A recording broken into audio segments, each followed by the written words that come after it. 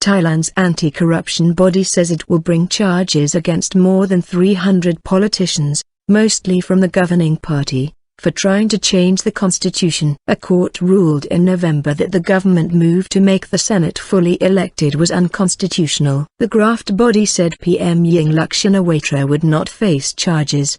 The move comes as Thailand heads for a general election on 2 February, amid opposition protests. Ms Yingluck called the polls last month in a bid to end demonstrations by opposition supporters in Bangkok.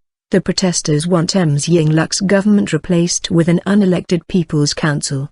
They say her government's populist policies, which they allege are controlled by her brother, ousted former PM Thaksin Shinawatra, have created a flawed democracy. Ms Yingluck's party draws considerable support from rural voters and would be likely to win the election, which the main opposition party is now boycotting. Long-term solutions. The National Anti-Corruption Commission, NAC, ruling will lead to another investigation and could potentially result in the 308 lawmakers being banned from politics. The Constitutional Court last year ruled against the proposed amendment.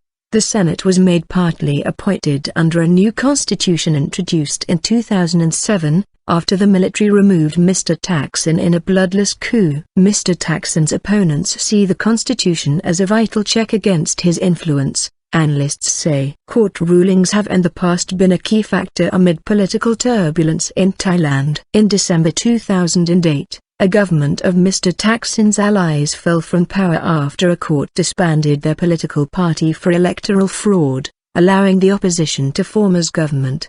The protesters, meanwhile, say they will prevent the election from going ahead in February. On Tuesday, thousands marched through a district of the capital in a second preparatory march ahead of a planned large-scale demonstration on 13 January that the protesters say will shut down Bangkok. National Security Council Chief Paradorn Patanatabut said Ms Yingluck was prepared to declare emergency rule if the protests seem likely to escalate into violence. The political unrest is the worst to hit Thailand since the protests of 2010, which were against a government led by the current opposition party and left more than 90 people dead. Both sides have called on the military, which has not ruled out another coup, to support them. On Tuesday, Ms Yingluck played down coup rumors, saying she believed the military commanders will think of long-term solutions rather than employing various measures unacceptable to many countries.